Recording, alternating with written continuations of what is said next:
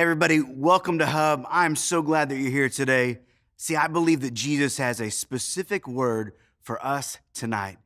See, I believe he has a word that could change the entire trajectory of our lives. What if I told you that Jesus has a specific plan for you tomorrow? What if I told you that Jesus has a specific plan for you to be able to grab a hold of victory in your life? And what if I told you that the biggest decisions that you have to make in your life comes down to one thing? Sometimes we miss it. And simply put, it's focus. See, no one becomes an athlete or a professional athlete on accident. They don't become a scholar by just picking up one book, and they don't become a talented musician by picking up an instrument one time, but they stay focused. Because focus always leads you somewhere with intention. If you want to have an incredible life, a life that Jesus has for you, it takes focus, but not just any focus. It takes focus on Jesus. And see, if you're anything like me, sometimes I forget that when I focus on Jesus, my best days are to come. And I begin to look at my circumstances. I begin to think through all the things that I maybe have or maybe don't have, and I begin to look at other people. I look at their lives. I begin to compare. It's in those moments that I compare their perfect Instagram self to my day-to-day broken life.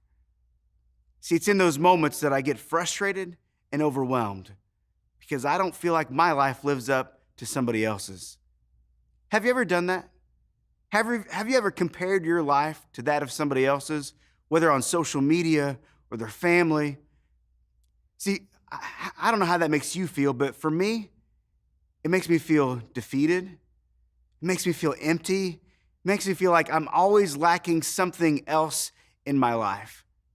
So there's a story of Peter and John. Now, Peter and John, they are two of Jesus' disciples, and they seem to always have some type of what felt like almost competition between the two of them. See, Peter and John, the type of relationship they had is they even asked Jesus, they said, Jesus, out of the two of us, which one is the greatest? But I want to draw our attention to a specific story with Peter. It's in John chapter 21. In John 21, it's right after Jesus had gone to the cross, he'd gone to the grave, he'd been resurrected from the dead, and he goes and he makes an appearance in front of multiple disciples. But he specifically sought out Peter. See, he sought out Peter because he wanted to make sure that Peter knew how much Jesus loved him. But not just that, he wanted to be able to talk to Peter about his purpose. See, he even told Peter, hey, when I leave, I want you to take care of my church. I want you to feed my sheep is the phrase that he used. So he tells Peter all these great things. So what's Peter's response? He goes back to comparing himself with John. He says, but what about John? What about John? What's going to happen with him? See, how often do we have Jesus literally standing in front of us, inviting us to somewhere greater than we've ever been before? And we're looking around, comparing ourselves to somebody else, saying, but what about them? What about that circumstance? What about that situation? See, when we focus on Jesus, comparison will always leave. See, I remember when I was in middle school. I was in middle school, and there was a group of students, and they were the most popular kids in school. They literally had everything that I would ever hope or dream that I could have. They had all the right stuff. They wore all the coolest clothes. They were on the right sports team. Like, they had everything. At least that was my perception. See, every time I looked at them and their life, I always felt like my life was missing something. And so every now and again, I would look for those opportunities where maybe I can fit in just a little bit more with that group. And there was a shoe that came out during that time, and it was a shoe by the name of Doc Martens. You may know what that is. You may have no idea. They're coming back again, so you have to look it up. But there's a shoe that came out, and everybody that was anybody had a pair. So I got my first pair. It took a little while, but I got my first pair. And I remember I put them on. I was so excited to go to school, and I walk in only to be disappointed. Because really, I didn't fit in any more that day than I did the previous day. And see, that wasn't really the problem. The problem is that I was so focused on comparing my life to theirs, I wasn't living the life that God had for me now. Now, when we focus on Jesus, comparison leaves.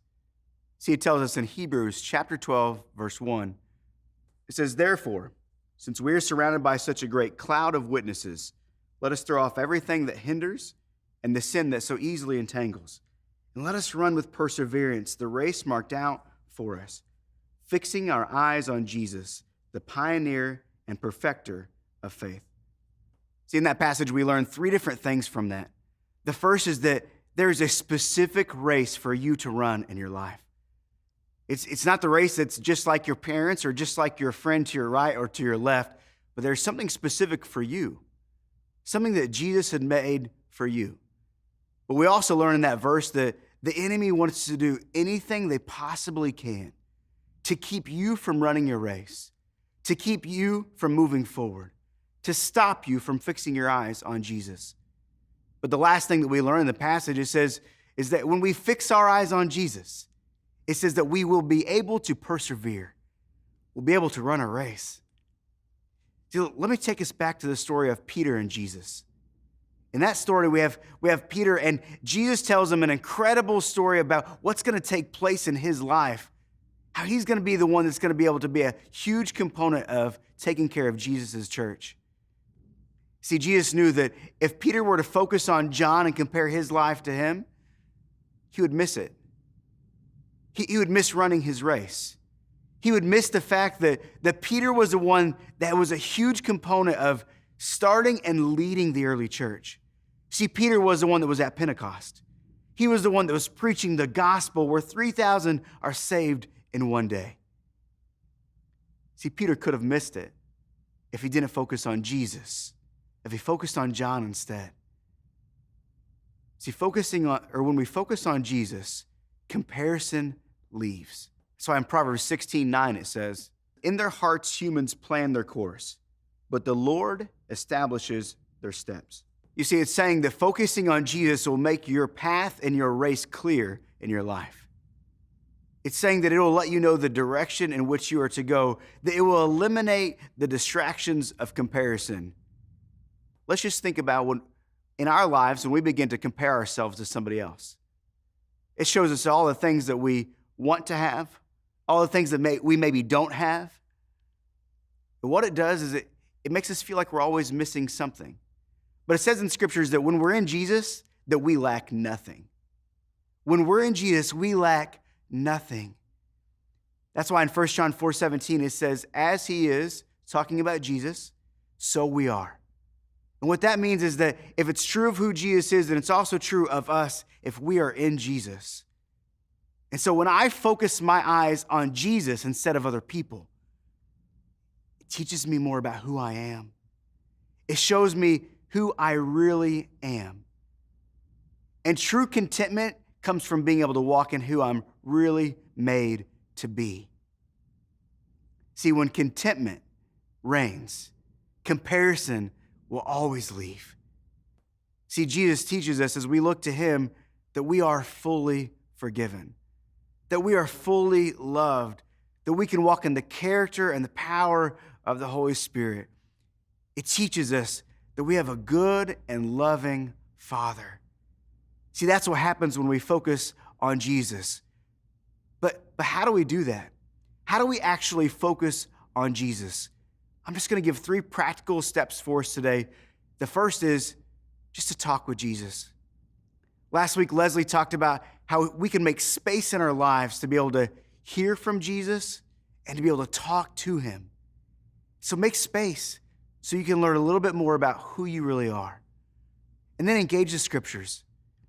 This whole year, we have Valley Creek that has our reading plan that gives us 1 chapter a day, that you can either read 1 verse or an entire chapter. Maybe you've never read the Bible, maybe you're in there all the time, but just take a little bit of time and read a little bit so you can learn a little bit more about who you are, who God is, and what you're created to do. And lastly, just talk about some of these things with either a leader or a trusted friend that'll point you back to who Jesus says that you are. You see, I know that being a teenager is really hard. And I know that it's really hard sometimes to live up to the expectations that you hear of what other people say that you should be. I also know that it's hard to not want to compare ourselves to other people's intellect, athleticism, creative talent. Maybe even sometimes it's hard not to want to compare the way somebody else looks compared to the way we look.